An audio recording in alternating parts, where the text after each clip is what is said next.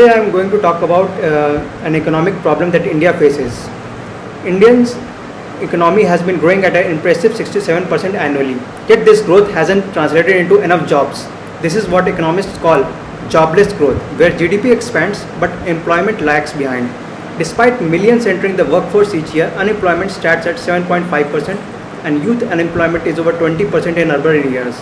But beyond unemployment, underemployment is a serious concern, where educated individuals take low-paying jobs that don't match their skills simply because better opportunities don't exist. One major challenge is India's declining labor force participation rate, which has dropped from 55.9% in 2005 to just 40% today. For women, it's even worse. Only 23% are actively working or seeking work. Meanwhile, 90% of India's workforce is stuck in the informal sector, earning low wages with no job security or benefits. The skill gap is another pressing issue. India produces 1.5 million engineers annually, yet only 20 to 30% are employable in core technical roles. This mismatch between education and industry requirements leaves millions of graduates struggling to find relevant jobs, even as companies report difficulty in hiring skilled workers. The roots of this problem lie in the India's unusual economic trajectory. Unlike China, which expanded through large-scale manufacturing, India skipped straight from agriculture to services. Without a strong manufacturing foundation to absorb labor, while IT and finance have created wealth, they haven't generated mass employment. Manufacturing contributes just 16 to 17% to India's GDP, compared to China's 30%. The Make in India initiative aimed to fix this, but progress has been slow due to land acquisition issues, complex regulations, and weak infrastructure.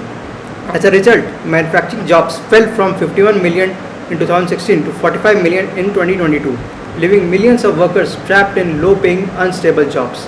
Addressing this crisis requires a multi-pronged approach. First, India must boost labor-intensive manufacturing in sectors like textiles, food processing, and electronics assembly, which can create millions of jobs. Simplifying labor laws and easing regulations will encourage businesses to expand their workforce. Second, bridging the skill gap is crucial. India must scale up vocational training, ensuring at least 5 million young people receive industry-relevant training each year.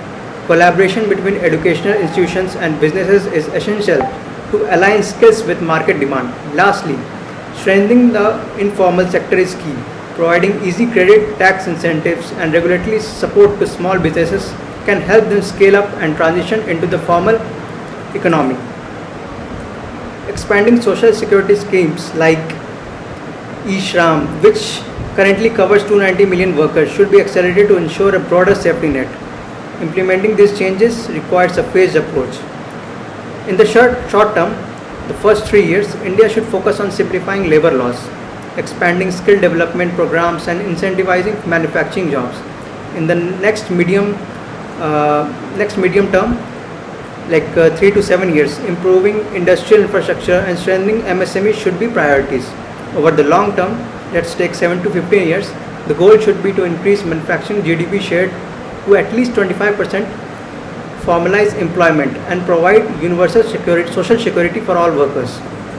Despite these solutions, major challenges remain. India still ranks 63rd in the Ease of Doing Business Index, mainly due to bureaucratic hurdles and complex labor laws.